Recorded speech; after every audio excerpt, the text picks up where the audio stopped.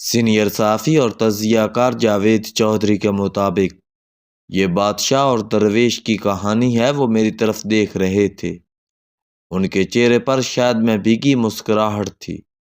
بادشاہ نے درویش سے کہا، مانگو کیا مانگتے ہو؟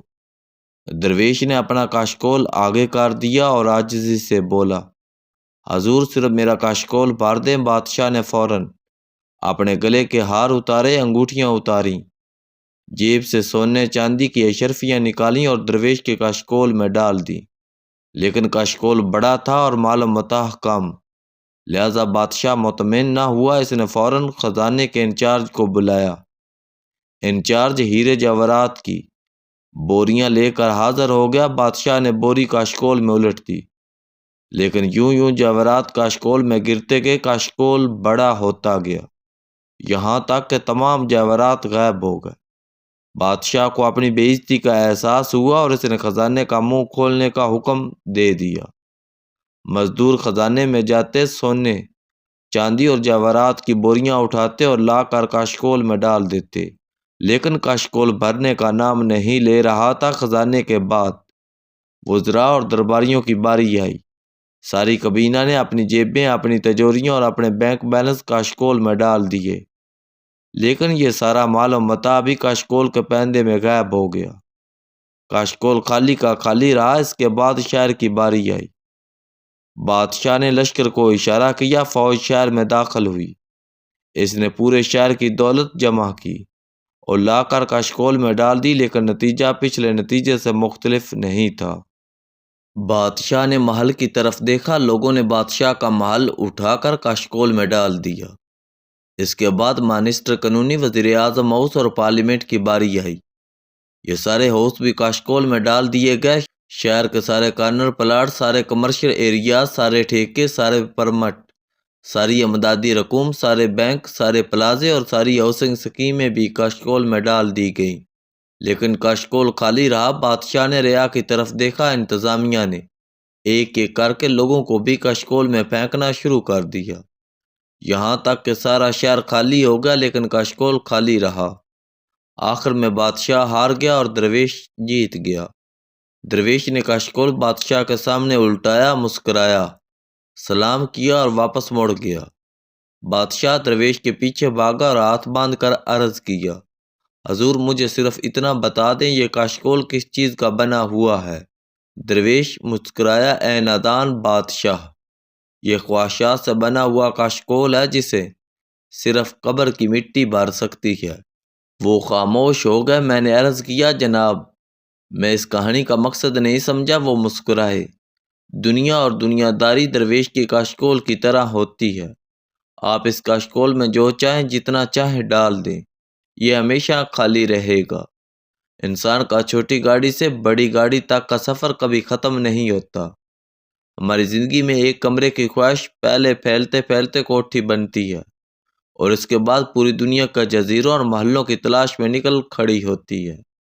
ایک دفتر، ایک سٹینو اور ایک چپڑاسی کی خواہش پھیلتے پھیلتے ایوان صدر بن جاتی ہے۔ ایک دن کا اقتدار حشر تک پھیل جاتا ہے، اور ایک دستخط کا اختیار سکندر اعظم بن کر دنیا سے رخصت ہوتا ہے۔ ایک لقمہ دسترخوان بنتا ہے، اور دسترخوان 40 ایکڑ کے ڈائننگ ہالوں میں تبدیل ہو جاتا ہے۔ ایک کیمرہ، ایک تصویر اور ٹیلی ویژن سکرین پر اپنی ایک جھلک پھیلتے پھیلتے پوری دنیا کے ٹیلی ویژنوں اور پوری دنیا کے اخباروں تک پہنچ جاتی ہے۔ ایک خوبصورت، توانا اور گرم جوش عورت کی خواہش چند ماہ میں حرم بن جاتی ہے، اور چند ڈالر دیکھتے دیکھتے بلین اور ٹریلین بن جاتے ہیں، اور اس کے بعد انسان دنیا کے تمام نوٹوں پر اپنی تصویر چھپوانے کی خواہش میں مبتلا ہو جاتا ہے۔ کسی ایک گستاخ کو گستاخی کی سزا سنانے کی خواہش پھیلتے پھیلتے پھانسی گھاٹ بن جاتی ہے، اور انسان پورے ملک کو پھانسی لگا کر بھی مطمئن نہیں ہوتا۔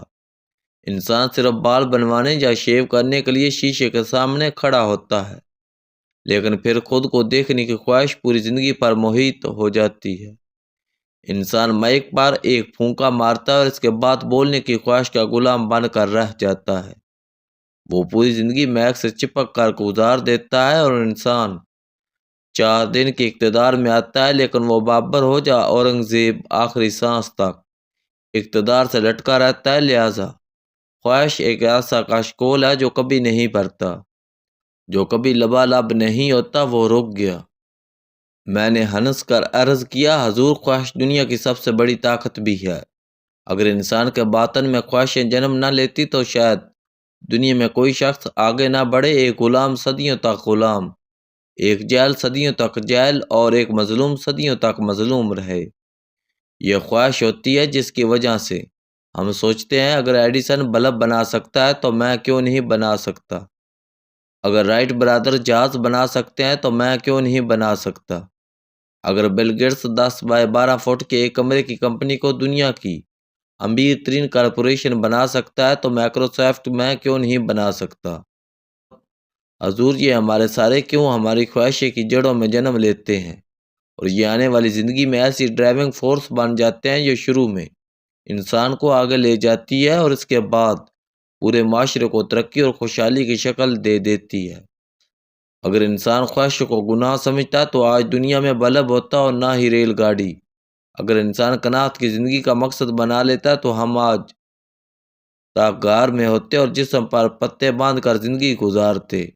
وہ خاموشی سے میری طرف دیکھتے رہے۔ میں نے عرض کیا، حضور، آج ہمیں زندگی جو رنگ، جو خوبصورتی اور جو خوشبو نظر آتی ہے، یہ سب انسانی خواہشوں کی پیداوار ہیں، اور آج ہمیں دنیا میں جتنی آزادی اور جتنے حقوق نظر آتے ہیں، ان سب نے خواہشوں کی کوکھ سے جنم لیا تھا۔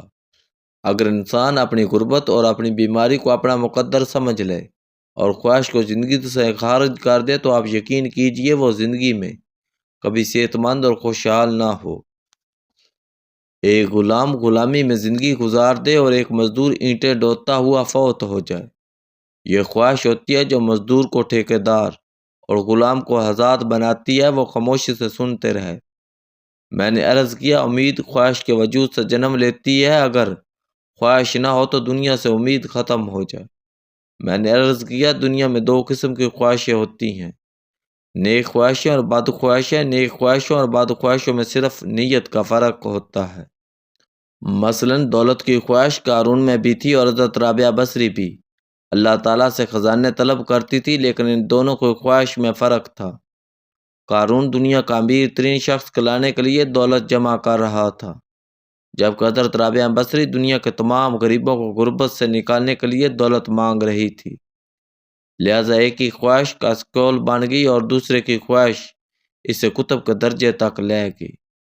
یہ صرف نیت کا فرق تھا جس نے قارون کو قارون اور رابعہ بصری کو رابعہ بصری بنا دیا۔ دنیا میں جولی پھیلانا معیوب سمجھا جاتا ہے، لیکن جب سر سید احمد خان نے علی گڑھ یونیورسٹی کے لیے بازار حسن میں جولی پھیلائی تو وہ معزز شخص کہلائے۔ اسی طرح جب عبدالستار ایندھی کراچی کی گلیوں میں جولی پھیلاتا تھا تو لوگ آگے بڑھ کر اس کے ہاتھ چومتے تھے۔ یہ کیا ہے؟